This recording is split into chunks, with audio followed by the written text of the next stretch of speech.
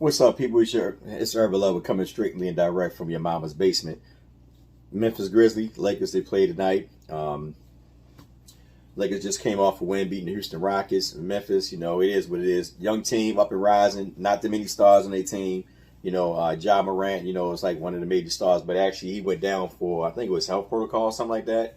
And when he was out, the team was still able to, put on a winning record.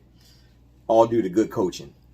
At the end of the day, I be telling people like a lot of times, a lot of things come down to coaching. I know we want to blame players all the time, and we are right to critique players, but a lot of stuff come down to coaching as well.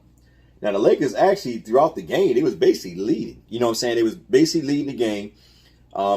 Memphis kind of turned it up, going into the second half, should I say, when Ja Morant hit the three, and then on top of that, going into the second half is when Memphis actually turned it around. They really pulled away like towards the fourth quarter. But here's the thing. Now, I know a lot of people, they're quick to jump on a Westbrook wagon and say, oh, Westbrook did this, Westbrook that. And at the end of the day, there's a lot of tangibles with this team in this game, should I say. There's a lot of tangibles. There was crucial turnovers, not only by Westbrook, but by LeBron as well. Malik Monk, a couple other players as well. So, at the end of the day, it's a team loss. Regardless of how we look at it, we could point fingers at this person, that person, to come down to a team loss. I'm not going to be the one that always come after Westbrook. And the reason why I say that, because at the end of the day, like I told y'all before, if we're going to attack Westbrook, then we have to attack LeBron too. I know LeBron putting up good numbers, this and that, and by default, he had no choice to put up those numbers. Why? Because he was the one that actually helped put this roster together. And I tell y'all, I know a lot of y'all do y'all research and stuff like that. I had a conversation with somebody on Twitter trying to helm me down. LeBron and AD didn't go to, hook up with Westbrook and talk to him about coming here. And I had to show him a link. I said, look, here's the link. They talked before each individual player went to the front office and, and told them what the situation was. And before, Westbrook went to Washington front office, he talked to LeBron and Davis. They made the crucial decision that they're going to change their style of play in order to help Westbrook, put their egos to the side, and help, do what they got to do in order to bring another chip here. And with that being said, that's why I said at the end of the day, I don't just beat up on Westbrook. You know what I mean? I beat up on LeBron too. You know what I mean? I beat up on everybody. I'm just going to keep it real. I beat up on everybody because at the end of the day, everybody's to blame. If we're going to call Westbrook a bonehead, we're going to say LeBron is the biggest bonehead. And why we going to say that? Because LeBron was the one that brought Westbrook here. If LeBron never brought Westbrook, if LeBron would never pitched in for Westbrook to come here, he wouldn't be here, and we wouldn't be sitting here having these conversations about Westbrook. So that's why I don't attack. Oh, sorry about that. That's why I don't attack as much. You know what I'm saying? I critique, but I try to keep it where I don't get too upset. You know what I'm saying? Because like I said, it's entertainment to me, man. I don't allow the games to get too. I don't get too outrageous with it. And plus, not just that. It's based on the facts of what we got going on, in the world today, with all this health issues and stuff like that. So I give it, I give certain situations legs. You know what I'm saying? Like, I'm not being biased to the things that's going on in the world and say, well, this is what's got it going in LA or whatever team it is, because the reality of it, you got to think it like this. You watching the game, you should be thankful that you're able to be entertained by a game. Because like I said before, the NBA could easily shut this thing down and be like, you know what? Too many protocols, too many, people that are players that's on rosters that actually affecting their roster are out. So the teams are not looking as good as they are. You're getting people that you never seen in basketball like 10 years ago or 5 years ago coming back to the league, just to play a 10-day contract to help these rosters out. So that's why I'm not going to be so, hard. I'm just going to do constructive criticism. And one thing I want y'all to understand, and I want y'all to definitely figure. I want y'all to hear me on this. All right, like I said, they played the Memphis Grizzlies. If you look at the starting lineup, this is the first thing. You look at the starting lineup. This was a bad matchup from the beginning. Even though the Lakers jumped out and did pretty good from the first half, it still was a bad matchup from the beginning. You had LeBron James starting, Dwight Howard, Westbrook, Bradley, and Monk, right? And then you look at Grizzlies starting five. They had Jackson, Anderson, Adams, Morant, and Bain. Most all them guys are over 6'6", except for Morant. You know what I mean? Anderson, I think he was 6'9", or 6'9", I believe. Jackson, I think 6'11". Adams, he think he's 7 feet tall. So they had a big, strong front line. but the Lakers still were able to maintain. And this is what I've been telling y'all. I've been telling y'all over and over again, because they constantly keep playing LeBron at that center spot. They wearing him out. When the fourth quarter come, he's tired. You can see it in some of the turnovers. That's why I said I'm not going to just blame Westbrook, because Westbrook had a bad play when he once again went to the attack the basket, blew a layup. But LeBron had a crucial turnover, so did Westbrook had a crucial turnover. But you can see the dude is tired. He's still trying to play at a high level, but like I told people, he's not 40. I mean, he's not 28, 29. You know what I mean? This is his first time playing center. And I'm looking at it like this, like, you know, one thing that's been killing the Lakers, besides defense, well, we've been playing pretty good defense, but the one thing that's been killing the Lakers is this small ball bull crap that they continue to want to run. To the life of me, I just don't get it. I don't get it. Like, Dwight Howard had 16 minutes. 16 minutes. And I said over and over again, you want to win games, you got to put a center in there that can actually go toe-to-toe with other centers and also control the paint. You know what I'm saying? And in reality, if you think about it, when Dwight was in there, you know what I mean, we had a nice little lead. Then he set Dwight down, you know, and then they continue on with the lead, brought Dwight back in, continue with the lead, but then started dwindling down a little bit. Here come fourth quarter, you don't really see no Dwight. You see LeBron James, the small lineup. And I tell y'all over and over again, it's not going to work. I don't know why these coaches think that, okay, putting LeBron at the center spot and running, Monk and Bradley Monk. I'm sorry, running LeBron, Monk, Westbrook, Melo, and they had Stanley in one. I mean, not Stanley. Yeah, Stanley in one, a couple times, doing that end, whatever. But the thing about it, I say over and over again, like, you cannot continue to run that type of that rotation. It is not going to work, man. It's like you're not matching up with the players, and that's what we're like. That's the biggest thing that we're ignoring. We're ignoring the point that we're getting killed in the paint. See, here's the thing: these players are so used to helping out in the paint. Like when Dwight is in there, you don't really need to help Dwight. He's playing Adams. Adams all going to be in there just for rebound and catching lobs. Let's be honest. You know what I'm saying? So you don't need to help Dwight when he on Adams, or you know what I mean. If you can stay on your man, now if Dwight come out and help you out, whatever, then okay. But you got to get back on your man so Dwight can get back on Adams. But at the end of the day, when Adams came in, you didn't see Dwight in. You seen LeBron in there, and it was killed. They had all these second chance points, man, and that's the biggest thing. Like we could throw LeBron 5 turnovers up there, we throw Westbrook 5 turnovers up there. Yeah, okay, out of the 5. 2 or 3 of them led to crucial points. Whatever, we can say that all day. But we got to look at the point of the situation is this. The rotation is bad. And we cannot continue to say, well, we don't have enough players, this and that. We got guys on the bench they choose not to use. You know what I'm saying? Jordan's on the bench. The dude, Huff, I think Huff is still there if I'm not mistaken. You got Jordan on the bench. And I know they say, well, Jordan slow, this and that. Jordan came and played some good minutes for us when he was allowed to get in the game.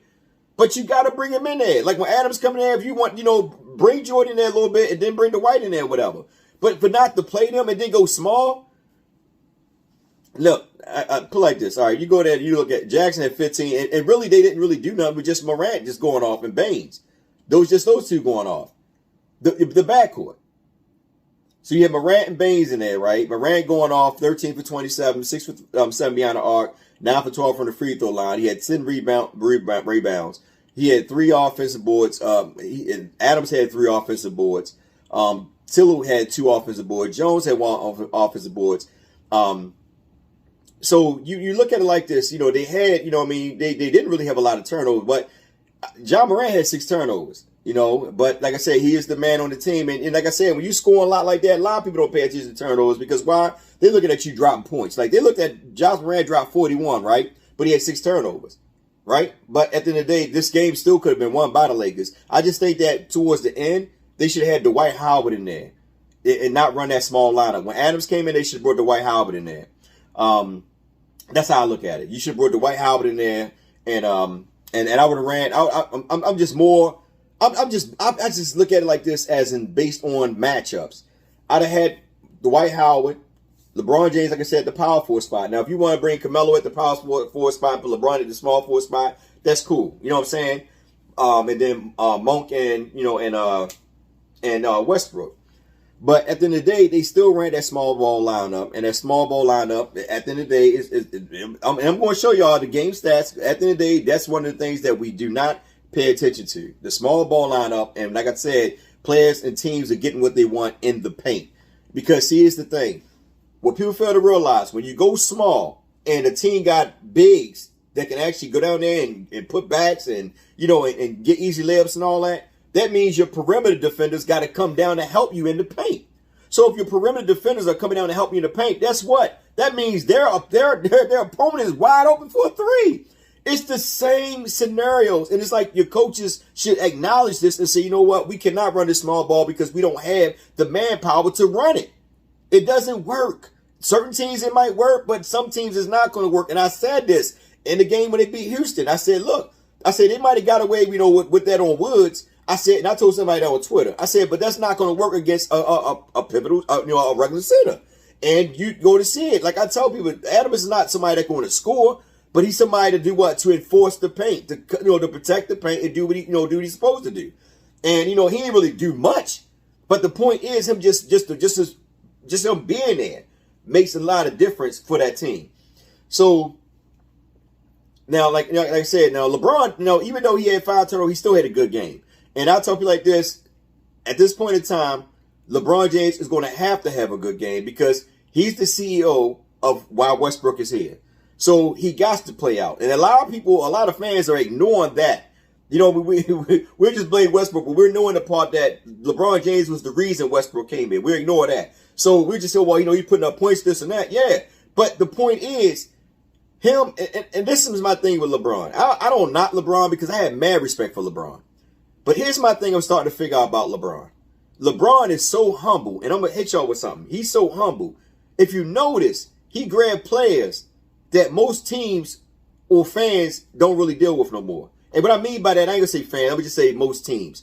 Like Westbrook was skipped around a couple times. He went out and got Westbrook. He's trying to look out for Westbrook to get a chip. I'm just going to keep it real. That's what it looked like to me. He's looking out for Westbrook to get a chip. And also, not only that, it makes a good story for them to meet the Nets in the finals. Somewhere down the line, trust me, when Davis come back, trust me, the league is going to find a way to get them boys in the playoff. And I know a lot of y'all complaining, offset and all that, man. Listen, the Lakers are big revenue, man. And you got to understand and realize that. It's big revenue. All you got to do is sit back and watch how, well, this game, they had a lot of discrepancy on the free throws. I mean, in reality, though, Memphis went to the free throw line. I don't mean how many goddamn times. Lakers only went probably about 4 or 5 times or whatever. But in reality of it, they're going to make a final way to get them Lakers in the playoff. And that's why I don't really get too hyped up about it. You know what I'm saying? Because I know they're going to get in the playoffs. I'm not going to sit there and say, oh, they're not going to make it and all this and that. I mean, what's the point? You know what I'm saying? If you're going to say that, just stop watching the game. But anyway, LeBron, like I said, 13 for 25. He shooting good behind the three-point, 8 for 14.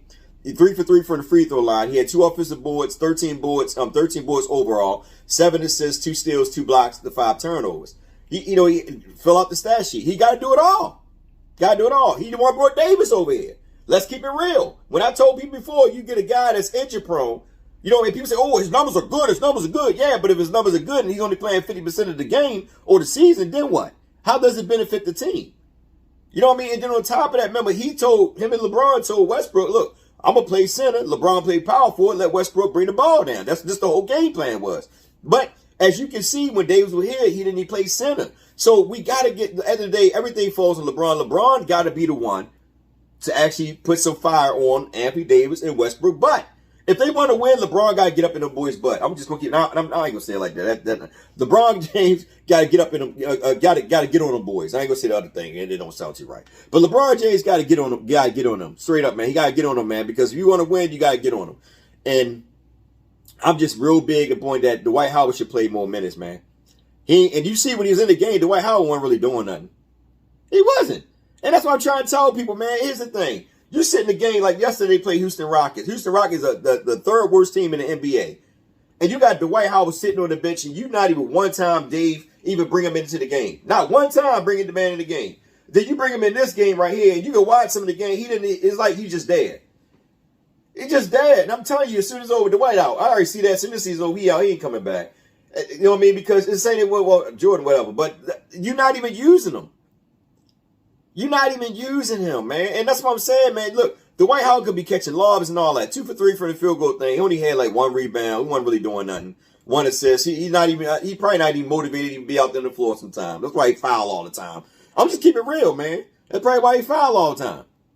You know what I mean? Westbrook, Westbrook, 7 for 16, not a bad game. Offensive wise, 7 for 16 besides the blown layup. 2 for 4 behind a 3-point arc.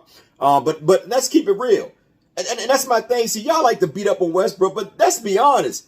LeBron missed a lot of layups too last year and good season. Come on now. In the fourth quarter, he blew a lot of layups. And on top of that, do y'all forget about LeBron shooting all them threes behind the perimeter and not hitting any of them, going 2 for 8? Ain't nobody said anything about it. But we won't just sit there and blame Westbrook all day. Nah, man, at the end of the day, all these mother freakers, all of them get punished. I don't care if LeBron, like I said, you can drop 40 points. If you didn't win the game, it don't matter to me. You know what I'm saying? I'm not beating up. I'm just saying at the end of the day, we got to be fair across the board. LeBron blew a lot of layups too. But we got second like LeBron didn't blow no layups too. LeBron blew a lot of layups in crucial situations. You know what I'm saying? So he don't get off as easy, just as Westbrook don't get off as easy. Let's be fair across the board. But like I said today, LeBron have to carry this team for the simple fact he the one put it together. So yeah, he got to drop 30-something points. He didn't put the team together. And the reason why he dropped 30, and the reason why he's doing that, because here's the thing, which y'all fail to realize, see, the average person go like this. They're going to ignore LeBron and just look at Westbrook and Davis. Why? Because LeBron putting up numbers. See, that's the blinder right there. I'm going to let you look at me putting up my numbers, but I want you to look at Westbrook and all that. Why? Because I don't want to get blamed for none of this. Nah, buddy. You get blamed for it because you the one put Davis here and you the one brought Westbrook here. And I told you fans before, and I told y'all it over again. I know, like I said, yeah, we got a chip. We got a chip. But y'all cannot sit there and get mad. We got what we asked for. And that's the thing. You knew Davis injury prone. Y'all knew Westbrook was erratic. But we got him anyway. So it's all hands on deck. Let's just deal with it and just hope for the best for the team. That's it. That's all I'm saying today, man. And if we're going to criticize, just be fair across the board. Please be fair across the board, man. Because at the end of the day, man, no one's perfect. We know Westbrook messed up every game. We know this. You know, he clumps. You know what I'm saying? I mean, you expect that. But there's plays where LeBron messed up too. You know, right now, LeBron hot right now. He's rolling. But here's the thing. The bad thing about this is this. How long can LeBron continue dropping 30-something points at his age? And, man, we're not even halfway through the season yet. We still got a whole another half. So how long before, you know what I mean, how long before LeBron start to slow down? Malik Monk, another person. Like I said, he made a bad play towards the end. You know, I guess at the end of the day, he didn't want to pass it to Westbrook. I can't get mad at him for that. I mean, you know, he probably want Westbrook to take the shot. He probably gave it back to LeBron, which makes sense. I mean, but he gave it to LeBron, and LeBron fumbled with it. But, you know, it is what it is, man. I mean, you know what I mean? Look, at the end of the day, there was a turnover by a lot of people that was crucial. But, you know, I think Monk need more shots. You know, he only had 9 shots that game. I think he should have took way more shots than what he usually take. Because usually, you know, when Monk, put like this, if Monk would have took like 15 shots, like if Monk would have took the 15 shots that, or just took 15 shots, Lakers would have won. But he only took 9 shots. You know, you don't drop 20-something one night and then come back and only take 9 shots this night. Nah, man. That's what I'm saying, man. Like, he played 40. I think he played 40 minutes last night. But Monk, you know what I mean? Like, right now, if I was talking to Westbrook, I say, look, Westbrook, let's focus on getting Monk the ball more often. You know what I mean? Get him the ball more often so we can get him more involved in the play. Because there was a lot of plays where they ran some plays for Monk. You know, a couple backdoor cuts and some pick and rolls and all that. But like I said, Monk taking shots would be much more convenient to me. And then on top of that, Bradley, like I said, man, the lineup that they started out pretty good. But then once Memphis settled down, Memphis ran off with it, because then you barely started to see Dwight Howard. And I don't think Dwight Howard was really motivated. And you can just look at his body language. He's not really motivated, man. Anytime you see somebody just fouling, just be fouling, he's not motivated. He don't really care about being out there on the field. So in retrospect to that, you have to look at all that and realize, you know what is going on with this team? You know what I'm saying? Because I think at the end of the day, I think Dave should be starting this man. You know what I mean? You should be starting him. And they got to start having these teams play towards their strength. They got to stop playing towards these teams' strength. Because every time they play towards these other teams' strength is when they start to get dominated over. But LeBron James, even though, like I said, I'm on him too. He still had a good game. I don't really care too much about the turnover. Yeah, they were crucial. One turnover here and there. Same thing with Westbrook. He had a couple turnovers here and there. Then we go down, then we go Carmelo Anthony. He was 2 for 11 behind, 2 for 11, 1 for 8 behind arc. Almost same scenario as LeBron. 1 for 8 behind arc. You know what I mean? Taking a whole bunch of threes instead of putting the ball on the floor, going to the basket. If your ball, if your shot ain't falling, then what you supposed to do? You're supposed to find another alternate way to score. You don't supposed to just sit behind the perimeter all day and just wait to jack up shots. You go down low and you work down low. You get, go to the free throw line. Look, who all went to the free throw line? LeBron James only went what? 2 to 3 times. Dwight Howard won 1 or 2. We barely had anybody go to the free throw line. So nobody wasn't even drawing no fouls, man. You know what I mean? No N1s or nothing. Johnson came in. He knocked down 1 to 3 for the 3-point arc. I think that he should be starting to me. And I think he should be starting at small forward because he's a good swingman. And I think that he played pretty good defense. Now, he might not have had a good game, based on the fact of who he was out there with. But I'm telling you, I think that the lineup, like I said before, until Davis get back, should be Dwight Howard, LeBron James, Johnson, Monk, and Westbrook. This Bradley, I don't get me wrong, I like Bradley. Perimeter defense, pretty good. But here's the thing, I will only bring Bradley in on whoever's like, say for instance, Ja Morant is scoring like crazy. Then I'll have Bradley come in and actually D him up, man to man. You go man to man, I don't care, just be physical with him. You know what I'm saying? Then I'll tell Horton Tucker, he's okay. He's not really a good defensive player. But I have, him and Tucker be rotating on defensive wise. Their main goal is basically just slowing down Morant. That's the goal. So I'm telling you, it come down to coaching, man. When you think about it, some coaches just, I ain't gonna say suck, but some coaches just are not up there with the elite coach, man. Good coaches know what to do, man. Like for instance, if Ja Morant doing all that, man, you put somebody on and make him be physical with him. Get into his head. Don't just let him score at will, do what he want. You let him run around, do whatever he want. He basically beats you by himself. You know what I'm saying? But the biggest problem, like I said, is the what? In the paint scoring, and I'm gonna get to that. Kyle's K played 11 minutes. 2. I know Isaiah Thomas, he's down. I think he went to Dallas. His contract was up, so they didn't re-sign him. He went to Dallas. Good luck to him down there in Dallas. And that's it. I'm gonna get to the team stats, man. And like I said, when you look at it like this, the Lakers, they were 45%, from the field, and so with Memphis like 41%. 3-pointers, they were 15 for 40 freaking 1, bro. 15 for 40 freaking 1. They shot a lot of threes. And that's what I'm saying, bro. It's like they rely on the 3 when they don't really have to. They can just attack the basket. They can attack the basket. Do what they did against Houston. Memphis only shot 10 for 30. Shot 33%. They shot 36. We shot 36%. We only went to the free throw line. Barely went to the free throw line. They went to the free throw line. The free throws is what got them back in the game. It wasn't so much of us making bad plays. The free throws is what got them back in the game because all the, the fouling. You know what I'm saying? Fouling like crazy because you can't stop Morant. It's hard to stop him. You know what I'm saying? So that's why you got to put somebody like Bradley and have THT on him. You know what I mean? Just tell these guys your whole game is to focus on Morant. Slow him down by all means necessary. Not saying beat him up like how Chuck Daly would tell the Detroit Pistons. But at the end of the day, you would tell him like, listen, be physical with him. Get in his space, get in his space. Get him out his rhythm, get him out his rhythm, get him out his game. You know what I'm saying? And that's how you beat him. Let the other players beat you. Anyway, free throws, I ain't even talk about that because they killed us. Rebounds, they only edged by 4. We had 7 offensive rebounds. How many offensive rebounds they had? 13. I keep telling y'all, man. They getting to see these teams are getting a lot of N1s and putbacks.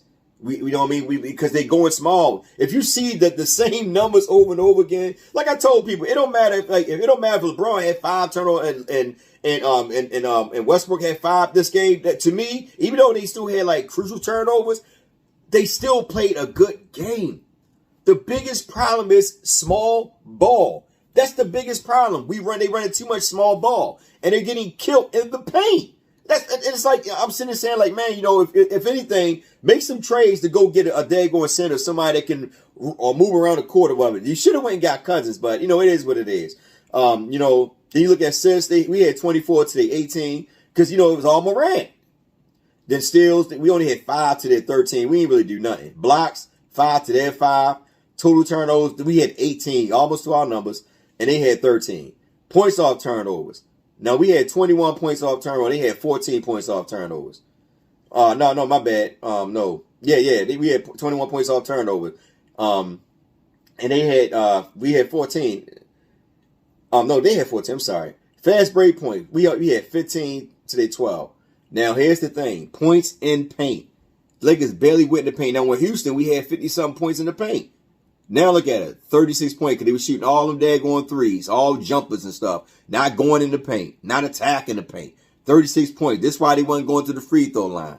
You know what I'm saying? Because, like I told y'all, at the end of the day, LeBron James is going to get tired. He's playing the center spot, taking all that beating down low. Then he got to have the ball. He got to do all this. He's going to be tired. And I understand why Dave is doing this. Now, Memphis, 46 points in the paint. 10 more points to us in the paint. They control the paint. And think about it. Then look how many, and if you look at the offensive rebound, they had 13 offensive rebounds. 46 points in the paint. We had 25 fouls. They had 11. We just kept fouling. We couldn't stop them. Just kept fouling. But we had a 14-point lead. But we got comfortable with that lead. Instead of bringing Dwight Howard in, motivate Dwight Howard, get him involved in the game. I keep telling y'all, in order to get these guys to play, you got to get them involved in the game, man. Run some pick and roll, some lobs for Dwight to get them going. I'm telling you, it's not that complicated, man. You throw a couple lobs up there, get him hyped up. I'm telling you, his mind be in the game. You know, Dwight Howard was one of them individuals where his mind there one minute, his mind not there the next minute. But you got to get him involved in the game, man. You just can't have him in the paint and don't just have him looking around. You know what I mean? Because, Adams ain't going to do nothing. You know what I'm saying? And Dwight Howard's a way better offensive player than Adams. So get him involved in the plays. You got to get him involved in the play. I've just seen Dwight Howard hit threes, and we don't even use. And I'm not saying he got to hit threes, but I'm just saying we don't even use nobody, man. We just use the same people. We don't have really no playbook. We have no playbook, man. All they did is sit back and shoot a whole bunch of threes. They were tired. All the energy went in Houston. And I'm telling y'all that. That's why, and that's another thing, too. You got to remember, when you see LeBron James missing layups at the end, or like in the fourth quarter, or Westbrook missing layup in the fourth quarter, a lot had to do because they're tired. Their legs are gone because they're playing all these hacked up minutes.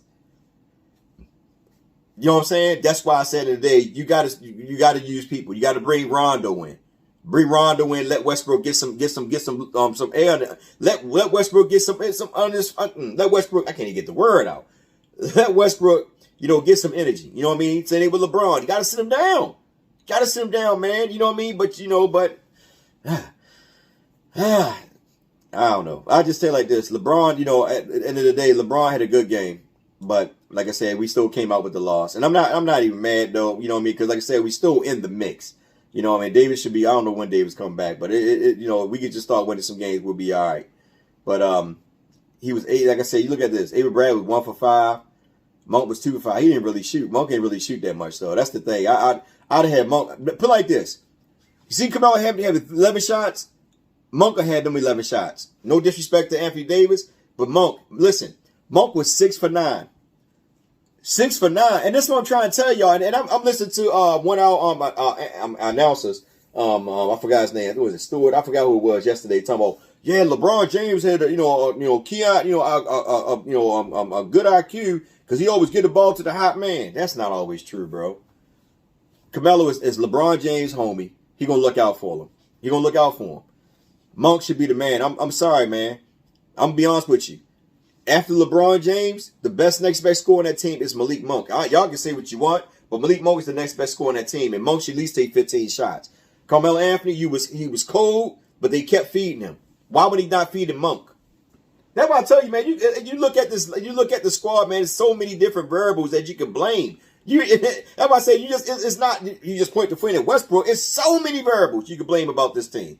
And this video long as crap, but there's so many variables, and that's why I told people over and over again, you have to just sit back and analyze and look at it from a non-biased standpoint. And when you do, you'll start to see things for what it truly is. You know what I'm saying? But my main thing at the end of the day is this: the Lakers got to stop running that small ball with LeBron in the center spot. He gonna be tired. Got to stop it. You got to bring Dwight Howard in, man. Dwight Howard should got 30 minutes this night. I'm just gonna keep it real. Dwight Howard should got 30 minutes this night, man. These guys are tired. LeBron playing 38, Westbrook 40 minutes. Westbrook tired. You got to think about it. This dude go 100 miles an hour every possession. You know what I mean? So if he going 100 miles almost every possession, I ain't gonna say every possession, I'm exaggerating. He go 100 miles an hour every 70% of the possessions. So if he's going like that, that means by the time the fourth quarter comes, he's tired. Same thing with LeBron. Tired. And that's why I'm telling him they need to actually get Monk going. I mean, it's common sense, man. Common sense, man. But, it is what it is. We lost the game. Take it as what it is, But anyway, it's your man, Herbal Lover. Like, share, subscribe, get in the comment section. Tell me what you guys think. I'm reporting live and direct from the, from your mama's basement. Hey, man, listen, I'm not upset, man. I just like to come back and just critique the team, man, and just hope that they do better the next game, man. That's how I look at it, man. Just hope they do better. I ain't gonna be too upset about it. But anyway, y'all take care, be blessed, man, and say a prayer for my man, Lake Show. Say a prayer for him. Anyway, y'all take care, be blessed, and be safe.